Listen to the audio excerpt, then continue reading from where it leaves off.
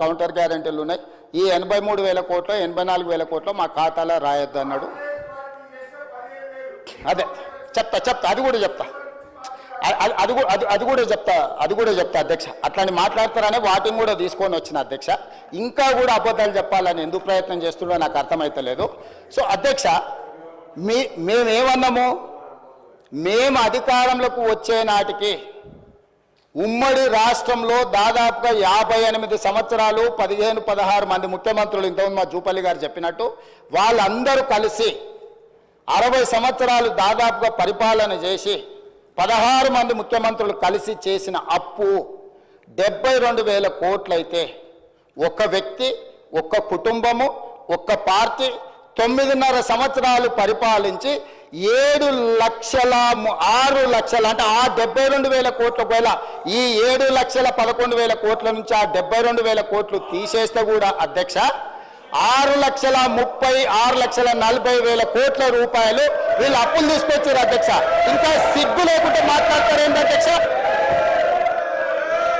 అంటే ఒక్క వ్యక్తి, ఒక్క కుటుంబము, ఒక్క పార్టీ 9.5 సంవత్సరాలు పరిపాలించడానికి అవకాశం ఇస్తే 6,30,000 కోట్ల రూపాయల అప్పు వాళ్ళు చేస్తే, కాంగ్రెస్ పార్టీ పరిపాలించిన 60 ఏళ్ళు తెలుగుదేశం కూడా మా ఖాతాలనే కలిపితే 16 మంది ముఖ్యమంత్రులు కలిసి చేసిన అప్పు ఎంత అధ్యక్ష? 72,000 కోట్లు. 72,000 కోట్ల అప్పుల్లో మేము నిర్మించిన నిర్మాణాలు ఏంటి అధ్యక్ష?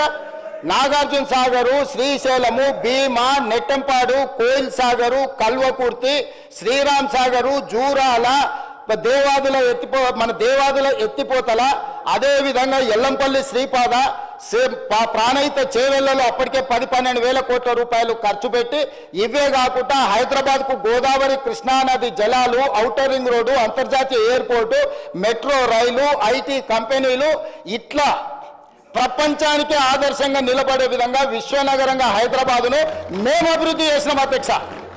ఆ అభివృద్ధితో ఈరోజు ధనిక రాష్ట్రంగా ఎట్లా మారింది అధ్యక్ష?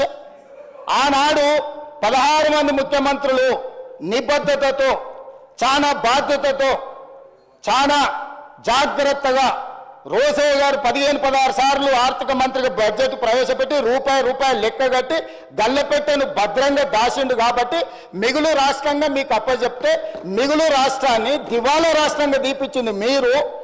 మౌనంగానే ఉండకుండా మళ్ళీ ఎగబడి ఎదురుదాడి చేస్తున్నారు అధ్యక్ష. మీరే ఆలోచన చేయండి అధ్యక్ష. దాదాపుగా ఒక 56 నుంచి 2014 వరకు లెక్కేసుకుంటే ఒక 58 ఏళ్ళు అంతకంటే ముందు లెక్కేస్తే కూడా 60 సంవత్సరాల పైగా 16 మంది ముఖ్యమంత్రులు ఈ ఉమ్మడి రాష్ట్రము లేకపోతే హైదరాబాద్ రాష్ట్రం కలిపితే మనకు వచ్చిన అప్పు 72,000 కోట్ల రూపాయలు. మనం కట్టిన కండ్ల ముందలు ఉన్నాయి కదా అధ్యక్ష. SLBC టన్నెలు 32 కిలోమీటర్లు ఆ రోజుకే తొవ్వీరు వెంకటరెడ్డి గారు తీసుకొచ్చిన ప్రాజెక్టులు.